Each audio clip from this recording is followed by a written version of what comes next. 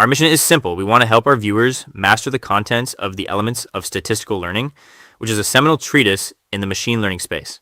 Our job is to simplify its mathematics and make it fun for all. This lesson will cement your understanding on why linear regression models encounter variance. You will discover the source of variance.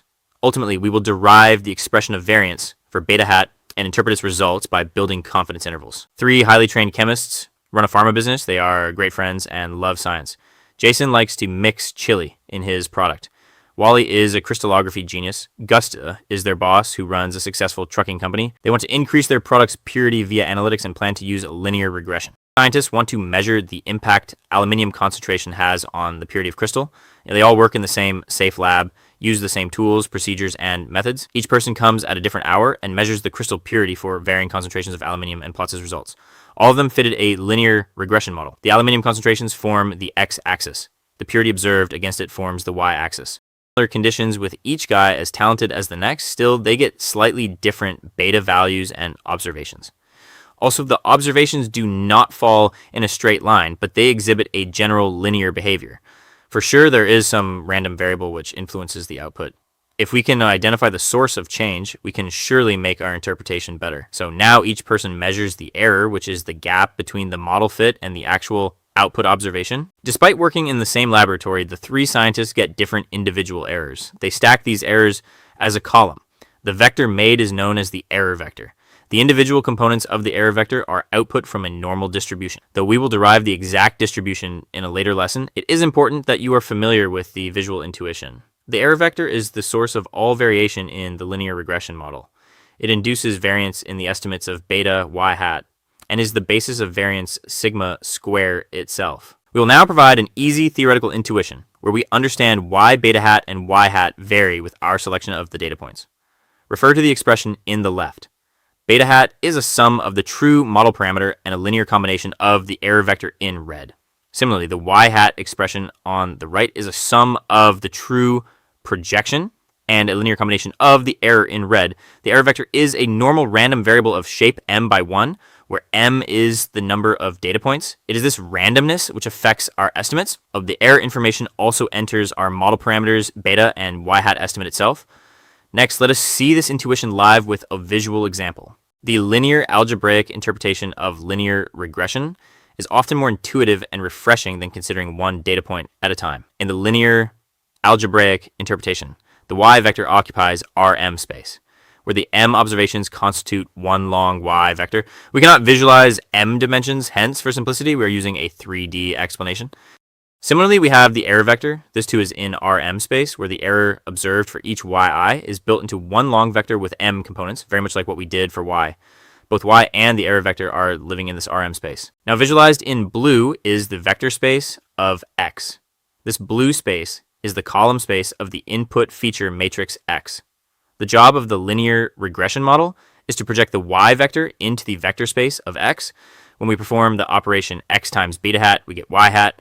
Y hat is the projection of y onto the vector space of x. The error, which is unknown, always creeps into our y observations during data collection.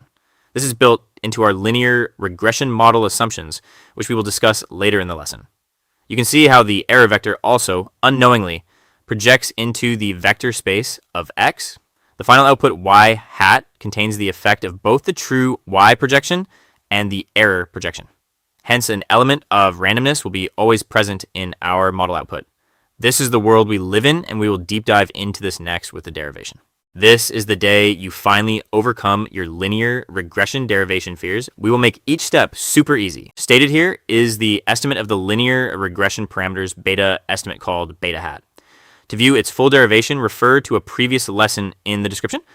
X is the input feature matrix and has m rows and p plus 1 columns. X is augmented with a vector of 1s to handle the bias. The lesson link on beta hat derivation explains this as well. We will next pass our linear regression model assumptions into the expression. We now state a key step where we specify our core linear regression model assumptions. Note y is a sum of the true projection x times beta with the true model error epsilon. Note that beta is not the same as beta hat, and it has a different color. Beta in blue is a constant since it is the true parameter of the model and not an estimate. We will pass this expression of y into the beta hat expression stated in the previous step. With the substitution for y done, we can now multiply into the brackets. Thus, we get two expressions. Note for the first expression on the right, we have scope for further simplification as matrices which are inverses of each other, multiplied to make the identity matrix. With x transpose x and its inverse canceling each other out, the first expression on the right is the true beta parameter. The second expression on the right involves the error vector entering a linear combination with terms of x.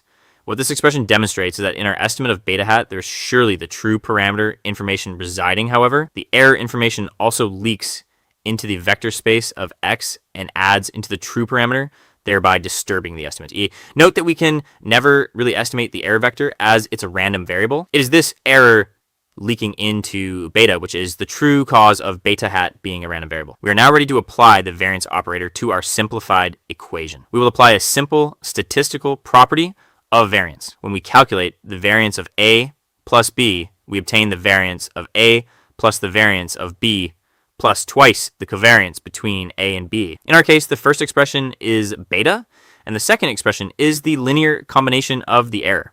Applying this identity, we get our variance equation as expected with 3 terms. Important to note, which will help us in simplification later, is that beta is the true parameter and a constant. The variance of a constant is 0. Also, any covariance with a constant also becomes 0. This makes our first and third expression on the right equal to 0. This simplification reduces the right-hand side to just one variance expression. That is the type of simplification we want. With some simplification done, our aim now is to connect the variance operator with the random variable epsilon. But before that, we clarify a few things. Clarification 1, x in all combinations and terms of x are a constant. We assume the input predictors to be unchanging. Let us visually simplify the complicated looking x terms to be equated to c. C is a constant matrix. Clarification 2, we will now use a simple variance identity of var c times epsilon, where c is a constant and epsilon is a random variable. Basically like the scalar identity, the constant must be squared, and the random variable must have the variance operator attached to it. Since these are matrices, var c times epsilon is equal to c times variance of epsilon times transpose of c. You can note that c is basically getting squared. With these two simplifications, we have been successful in attaching the variance operator to the random variable epsilon. To truly understand variance of epsilon, we must first acknowledge that epsilon is a vector. To estimate its variance, we must think of a way to make each component of the vector interact with every other component of the same vector. The operation which allows us to do that is the calculation of the covariance matrix, which is epsilon vector undergoing a dot product with the epsilon row vector or epsilon transpose. Via usual matrix multiplication, we obtain a m times m matrix. Each row is a product of the ith row of the column vector with the epsilon row vector. Inspect the matrix created with this operation. The diagonal has the ith elements squaring with itself. The cross terms are more like the component interacting with every other component of epsilon. This matrix will be our start point to get the variance of epsilon via exact formula, which you will see in a second. We have our prerequisite ready. We should now state the statistical formula of variance. You will find this in any book of statistics. Variance of epsilon is equal to the expectation of the correlation product between epsilon and its transpose minus the product of the individual expectations. We can simplify this further. Recall that epsilon is a normal random variable with mean 0. Hence, expectation of epsilon or expectation of epsilon transpose is also 0. This makes the variance expression reduced to just one term. We already have epsilon dot epsilon transpose calculated. We simply apply the expectation operator to each element of this m by m matrix. It is this matrix which we will use for further beautiful simplification in our expression.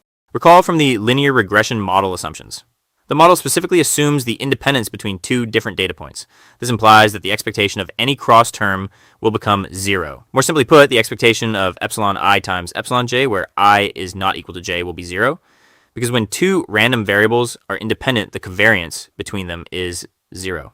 Also, recall another linear regression model assumption of homoscedasticity, meaning each individual data point has constant variance sigma squared. Expectation of epsilon I squared is the variance of epsilon I. As per model assumptions, this variance is equal to sigma squared. So we conclusively know the variance of epsilon, it's this diagonal matrix. It can also be written more simply as scalar sigma squared getting multiplied to identity matrix of shape m by m. Next, let us put the variance of epsilon expression back into the equation we left off. This is just the equation we discussed moments ago. At this time, we can even substitute back the contents of the constant matrix C. Variance of beta hat now looks like a very complicated expression, but it is not. Sigma squared is a scalar and can be dragged to the left. Identity matrix IM does not affect any calculation. X transpose X gets canceled by its inverse. This gives us a very simple matrix for variance of beta hat. Pat yourself on the back. You just calculated a simple expression for the variance of beta hat, which is sigma squared times X transpose X inverse. We may have derived the variance of beta hat expression, but the beauty lies in its interpretation. Oftentimes, we do not know the true variance of the data points collected. Note the right-hand side expression. We often substitute sigma with sigma hat, which is its estimate. If you want to know the variance of the ith beta parameter, then take the ith diagonal entry, that is its variance. If you want to know the correlation between two parameters beta I and beta j, then look at the value sitting in the ith row and jth column. The variance information obtained from this expression allows to conduct statistical tests, which we will discuss in a moment. Beta hat can be modeled as a normal random variable. Recall when we started its derivation, beta hat has the red epsilon error in its expression. Epsilon being a normal random variable makes beta hat normal as well. The mean of beta hat is the true parameter. The variance of beta hat is the result of our recently concluded derivation. We can perform statistical tests on individual beta parameters I. Also note, when we do not know the true sigma, we replace it with sigma hat. When we use sigma hat, the expression stated here forms not a normal distribution, rather it is the t distribution, and gives us more accuracy in our calculations. The numerator is the difference between the observed beta hat j value minus the mean or expectation of beta hat j. The mean of beta hat j is actually the true beta j value, but we don't really know it. The denominator is the square root of the jth diagonal entry of the beta hat variance matrix we just derived.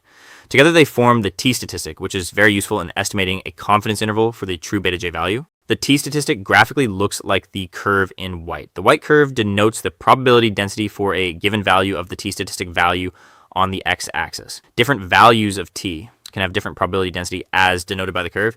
We can use this curve for estimating reasonable high likelihood ranges where t occurs. More on this in just a second. We want a range of existence for the t-statistic.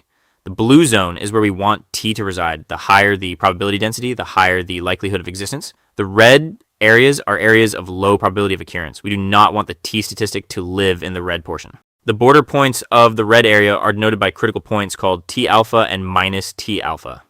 The red curve has a probability alpha of occurring, hence t-statistic value greater than t alpha has probability of alpha to occur. The t-statistic value lesser than minus t alpha has a probability of alpha to occur.